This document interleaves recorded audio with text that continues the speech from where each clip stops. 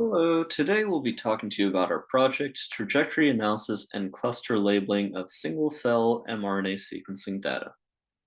The motivation for this project is that recent years have seen an explosion of sequencing data.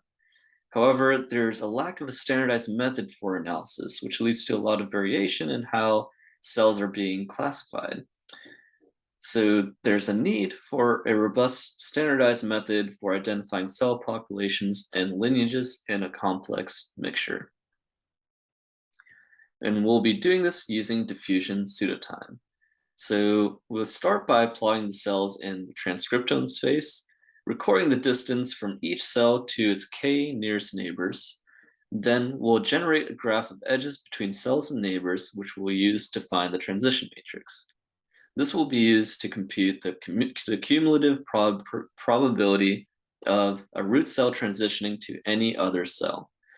Then we'll rank all these cells by the probability, and this will order them along this DPT continuum. So again, these cells will be ranked relative to this arbitrary root cell. And the most distant cell will then be used as a root of the new DPT ranking scheme. The point at which each of these two rankings transition from being correlated to anti-correlated will be identified as a branching point. So we'll continue to do this process until there are no new correlated roots. The dataset we'll be applying this on is a sequencing set from stem cells that are grown over a week.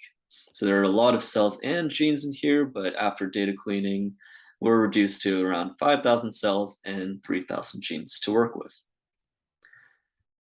ScanPy is a very widely used bioinformatics tool, particularly for single-cell RNA sequencing. So we'll be using this extensively throughout our project, and it was also compiled after our reference data was put together. So the goal of our project is to answer these two questions. First, can we order these cells along an arbitrary branching process using these sequencing data? And can we determine the identity of cells near these terminal points in this above process? So with that, thank you for listening.